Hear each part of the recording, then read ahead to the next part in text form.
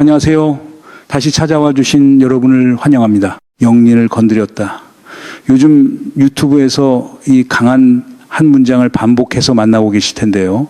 정작 트럼프 대통령 본인이 여기에 대해 언제 어디서 무슨 반응을 보인 적이 있는지 한 번이라도 확인해 보신 적 있으십니까? 찾아보시면 없습니다. 지난 5일 새벽 이재명 대통령이 X의 트럼프 대통령과 미국 국민에게 미국 독립 250주년 축하를 전한다는 축전을 올렸거든요. 한국전쟁 당시 미국 젊은이들의 숭고한 헌신을 영원히 기억한다. 한미동맹을 더 굳건히 이어가겠다. 이런 내용이었습니다. 그런데 이 축전에 트럼프 본인이 부정적으로 반응한 적 미국 주류 언론이 한국이 미국을 자극했다고 보도한 적 없어요. 없거든요. 그런데 국내 특정 채널에서는 이재명 정부가 도끼 오른 트럼프의 영린을 건드렸다는 표현을 반복해서 뿌리고 있어요. 여러분, 이거 웃을 일이 아닙니다. 이런 강한 감정어가 팩트 위에 서 있지 않을 때 그 프레임이 어디서 만들어졌고 누가 이득을 보는지 이 질문 하나만 따라가면 그림이 뒤집힙니다. 오늘 세 계층으로 뜯어보겠습니다. 첫째, 트럼프의 250주년 연설이 정말 국내 특정 채널이 소개한 대로 위대한 반공 연설이었는가? 이건 표면입니다. 둘째, 영린 프레임이 왜 이 시점에 국내에서 반복 재생되고 있는가? 이건 동기예요. 셋째, 그 뒤에 숨어 있는 진짜 이해 충돌 구조 트럼프. 본인이 쿠팡 주식을 18차례 사고 팔았다는 팩트가 왜 국내 극우 보도에서 통째로 지워지고 있는가? 이게 결과입니다.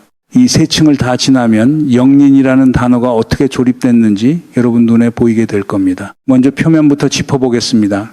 국내 특정 채널의 원본 방송에서는 트럼프 대통령의 3일 러시모호산 연설과 4일 내셔널몰 연설을 두고 기승전결이 아주 잘 짜여진 훌륭한 연설이었다. 여러분, 원문을 꼭 보시면 된다고 극찬을 하고 있어요. 국내 보도에서는 반공 얘기만 나온다고 지적하면서 본인들이 그 진짜 흐름을 소개하겠다는 식이었습니다. 그런데요, 여기서 한 가지 흥미로운 게 있습니다.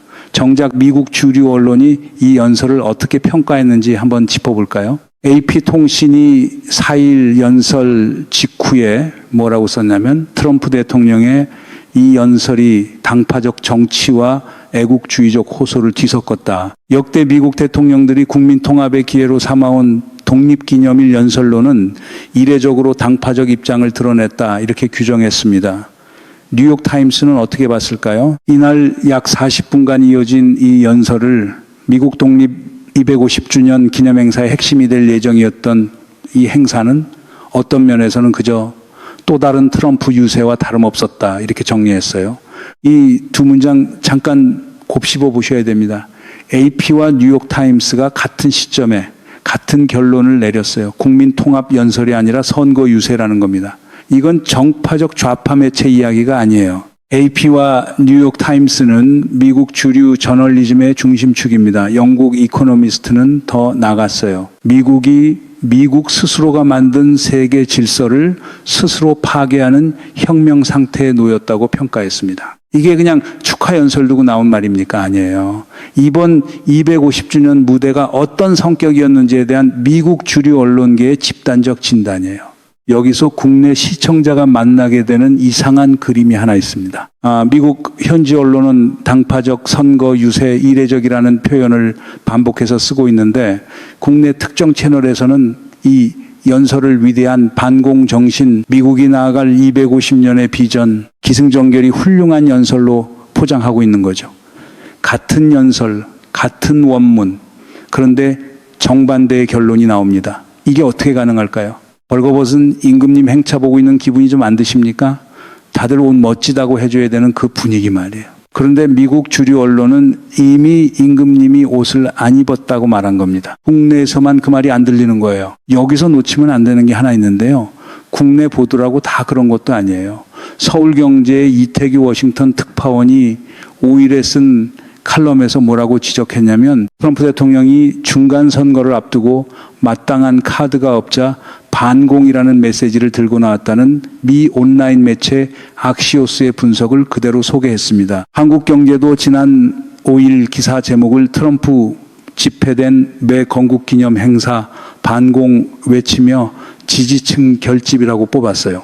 국민일보도 마찬가지 반공 등 정치색 짙은 메시지를 통해 11월 중간선거를 앞두고 지지층 결집을 노린다는 분석이 나온다고 정리했습니다. 그러니까 국내 주류 매체는 이미 선거 정략이라는 프레임으로 이 연설을 보도하고 있어요. 그럼 특정 극우 채널에서 국내에서는 반공 얘기만 다뤄서 오늘 제가 준비했다고 한 그 문장이 자체가 오히려 확인되지 않는 팩트가 되는 겁니다. 무슨 말인지 아시겠죠? 국내 주류가 안 다룬 게 아니라 국내 주류는 이미 다뤘어요. 그런데 특정 채널에서 그걸 안 본 척하면서 국내에서 안 나온다고 하고 있는 거예요. 이 연설의 실제 내용을 한번 뜯어봅시다. 트럼프 대통령이 35분짜리 축하 연설에서 공산주의라는 단어를 총 9번 반복했습니다. 서울 경제가 세었어요. 평균 4분에 한 번씩 나온 겁니다. 이건 축하 연설의 표준 밀도가 아니라 반복각인 기법이에요. 유세장에서 지지층 감정을 특정 단어에 결부시킬 때 쓰는 그 방법. 이 반공이 향한 진짜 목표물이 뭐냐? 냉전 시대 소련이 아닙니다. 조란 맘다니 뉴욕시장, 이른바 맘다니 사단이라는 민주사회주의 세력을 겨냥한 겁니다. 트럼프 대통령은 지난달 26일 보수 기독교 단체 행사에서 이미 민주당은 공산당이 돼가고 있다고 선언한 상태였어요. 이번 250주년 연설은 그 흐름의 연장선이지 새로운 사상적 통찰이 아닙니다. 여기서 짚어볼 게 하나 더 있어요. 러시모 산이라는 무대 자체의 상징성입니다. 한국일보가 4일에 뭐라고 보도했냐면 이 러시모산 연설을 미건국 250돌 전날백인 선민의식 부추긴 트럼프라는 제목으로 다뤘어요. 트럼프 대통령이 러시모 국립기념공원에서 미국은 인류 역사상 존재한 어떤 나라보다 성공적이고 뛰어난 성취를 거뒀다, 예외적인 국가가 됐다, 이는 신의 은총 덕분이라고 말한 그 대목을요, 한국일보는 개신교적 미국 예외주의의 환기, 백인 선민의식 부추김이라고 분석했습니다. 그런데 이 러시모산 자체가 미국 내에서 논쟁이 끊이지 않는 무대예요. 원래 라코타 수족의 성지 검은 언덕입니다. 1868년 조약으로 라코타족 소유였는데 금광이 발견되자 미국 정부가 강제로 빼앗아 그 성지 위에 백인 대통령 얼굴 넷을 새겼어요. 원주민 진영에서 이 조각 자체를 없애야 한다는 주장이 지금도 이어지고 있고요. 한국일보가 이 논쟁을 짚었는데도 극우 채널에서는 이 층이 통째로 지워집니다. 대신 4명의 위대한 대통령 얼굴이 있는 그 산 정도로만 소개돼요. 이런 무대 위에서 반공을 외치는 게 어떤 정치적 의미인지 국내 극우 방송에서는 아예 안 다뤄져요. 그 층이 열리는 순간 위대한 반공 연설이라는 포장이 무너지거든요. 호랑이 곶감 효과 노리는 겁니다. 곶감만 있으면 호랑이도 도망간다는데 여기서 곶감은 반공이라는 단어예요. 이 단어를 들으면 국내 극우 시청층 상당수가 반사적으로 옳다고 판단합니다. 냉전 세대의 감정 회로를 그대로 활성화하는 거죠. 그런데 이번 트럼프 연설에서의 반공은 냉전 시대 반공과 성격이 완전히 달라요. 이건 미국 국내 민주사회주의 견제 딱 그거예요. 한국의 안보 담론과 아무 상관없습니다. 여기서 첫 번째 정리를 하나 하고 넘어가겠습니다. 트럼프의 250주년 연설은 미국 주류 언론이 규정한 대로 당파적 선거 유세이고 이건 미국 국내 정치 이벤트이며 한국 안보와 무관합니다. 이 결론에서 이야기 끝내도 사실 반박은 충분해요. 근데 여러분 여기서 멈추면 진짜 그림을 놓치게 됩니다. 왜냐하면 이 연설 자체보다 훨씬 더 중요한 게 그 뒤에 있거든요. 문제는 여기서부터입니다. 왜 국내 극우 채널이 그토록 강하게 영린을 건드렸다는 이 프레임을 밀고 있는가? 이걸 뒤집어서 물어볼게요. 그 프레임이 성립하려면 어떤 팩트가 필요합니까? 두 가지가 필요해요.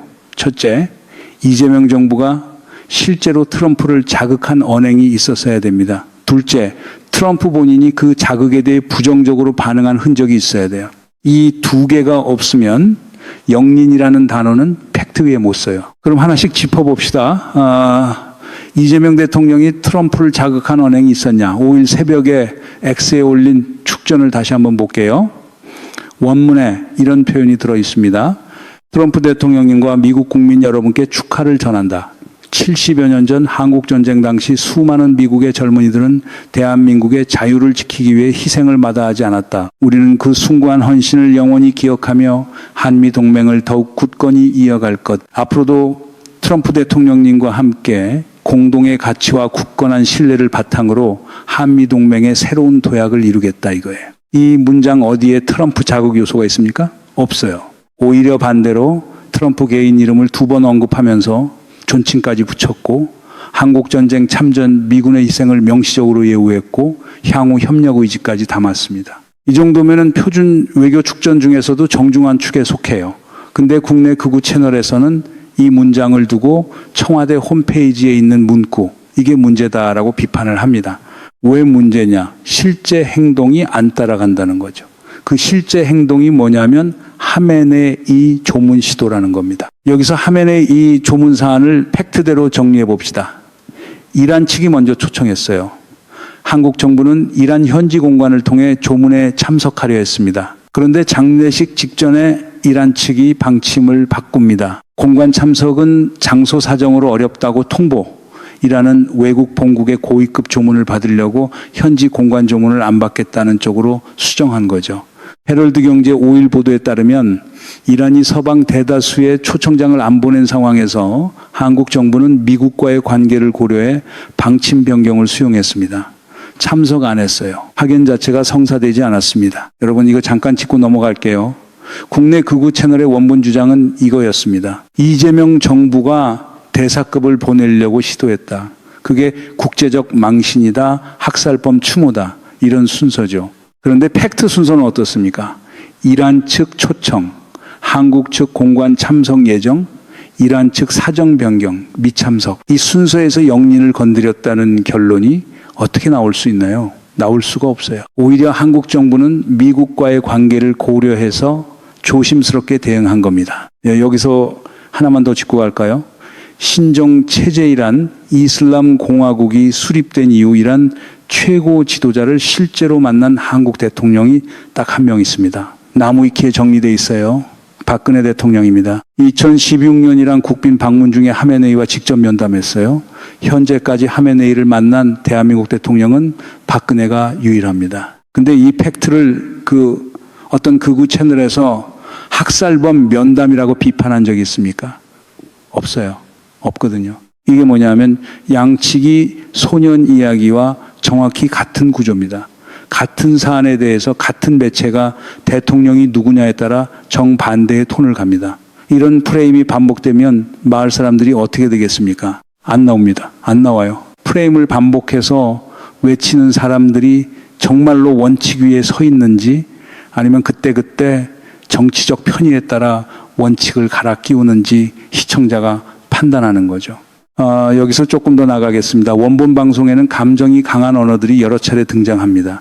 관련 재판이 진행 중인 사안에 대해서 이런 어투가 반복해서 나왔어요. 그런데 진짜 문제는 이런 언어들이 감정을 자극해서 그 감정으로 정작 봐야 할 팩트를 못 보게 만든다는 겁니다. 여러분 이거 웃을 일이 아닙니다. 진짜 그림은 지금부터거든요.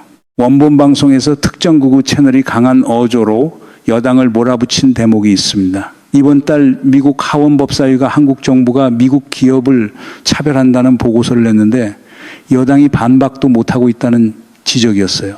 백악관까지 이재명 정부가 쿠팡을 표적으로 삼고 있다고 이야기를 해서 심각한 상황이라는 거죠. 정말 그럴까요?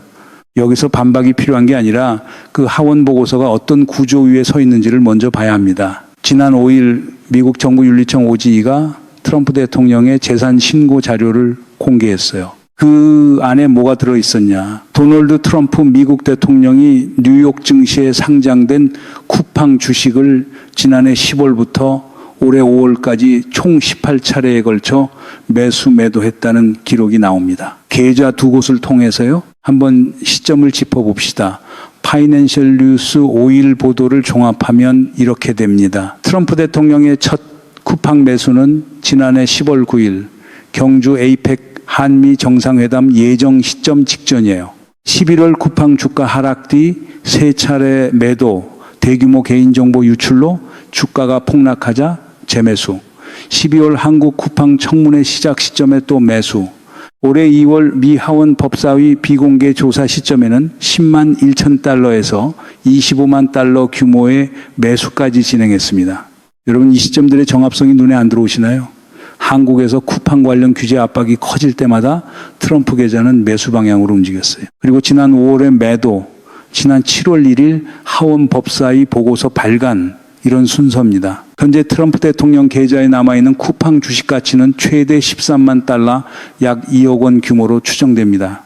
이해 충돌이 트럼프 개인에서 끝나는 게 아니에요. 파이낸셜 뉴스와 이투데이가 보도한 팩트가 더 있습니다. 한미 통상 협상의 미국 측 최전선인 제이밋은 그리어 USTR 대표, 이분이 취임 전 로펌 파트너로 있을 때 2024년 5월 쿠팡으로부터 강연 자문 사례금 1만 달러를 받았다고 신고했어요. 앨리슨 후커 국무부 정무차관도 취임 전 쿠팡의 컨설팅 서비스 제공하고 보수를 받은 걸로 신고, 트럼프 1기 국가안보보좌관 비서실장을 지낸 프레드 플라이츠는 보수 매체 기고에서 한국의 쿠팡 규제가 한미동맹에 부정적이라고 주장했고요. 정리하면 이 그림이 나옵니다. 대통령 본인 계좌, USTR 대표, 국무부 정무차관, 그리고 백악관 국가안보라인 출신 인사, 이 4개 라인이 다 쿠팡과 금전적으로 얽혀있는 상태에서 미 하원 법사위가 한국이 쿠팡을 차별한다는 보고서를 냈고 백악관은 그걸 그대로 받아서 한국 정부를 압박하고 있는 겁니다. MBC 뉴스데스크가 이 지점을 정확히 짚었어요. 이번 달 미국 하원이 쿠팡을 옹호하는 보고서를 발간하고 백악관이 직접 한국 정부가 쿠팡을 표적 삼고 있다고 압박하는 상황에서 트럼프 대통령 본인이 쿠팡 주주였다는 점이 확인된 것, 이렇게 정리했습니다. 여기서 하나만 짚고 갈게요. 트럼프 대통령이 취임 이후 호텔, 골프 리조트, 해외 라이선스 사업 등을 통해 벌어들인 수입이 얼마인 줄 아십니까? 약 22억 달러예요. 원화로 약 3조 원. 역대 미국 대통령들이 이해 충돌 방지를 위해 취임 전 자산을 백지 신탁하는 관례가 있었는데 트럼프 대통령은 그 관례를 깨뜨렸습니다. 미국 내에서도 비판이 거세게 일고 있어요. 이제 원본 방송의 프레임을 다시 한번 볼까요? 미 하원 보고서에 여당이 반박도 못하고 있다. 이건 여당이 할 일을 안 하는 거다. 이런 지적이었죠. 그런데 그 하원 보고서 자체가 이런 이해충돌 구조 위에 서 있는 문서라면 그걸 무비판적으로 받아쓰는 게 오히려 문제 아닙니까? 한국 정부가 해야 할 일은 그 보고서를 받아쓰는 게 아니라 그 보고서의 배경을 정확히 조명하는 거예요. 그리고 실제로 우리 정부는 그 방향으로 움직이고 있습니다. 여러분이 뭔가 이상하다고 느꼈던 그 감각, 국내 그 구방송을 보면서 이 프레임이 왜 이렇게 강할까라고 잠깐이라도 의문을 가지셨던 그 감각, 그게 정확했던 겁니다. 그림이 맞았어요. 영린을 건드렸다가 아니라 그 프레임 자체가 영린을 감추기 위한 겁니다. 한 문장이 정리해 줍니다. 오프닝에서 제가 한 가지 물었죠. 영린을 건드렸다는 그 프레임이 어디서 왔는지 한 번이라도 확인해 보신 적 있으십니까? 이 질문이요. 이제 답을 드릴 수 있게 됐습니다. 그 프레임의 진짜 주인은 미국 대통령이 아니에요. 한국 시청자들에게 특정 감정을 심으려는 국내 특정 네트워크입니다. 그 네트워크가 심으려는 감정은 딱 2개예요. 첫째, 이재명 정부는 미국을 자극하는 무능한 정권이다. 둘째, 그러니 지지하지 말라. 이 프레임이 왜 필요할까요? 3가지 기능을 합니다. 첫째, 12점 3비 상계엄 사태의 책임 규명 흐름을 흐리게 만들어요. 이재명 정부의 외교 실책 얘기가 커질수록 12.3 책임 문제는 뒤로 밀립니다. 둘째, 쿠팡 같은 사안에서 미국 압박을 정당화해요.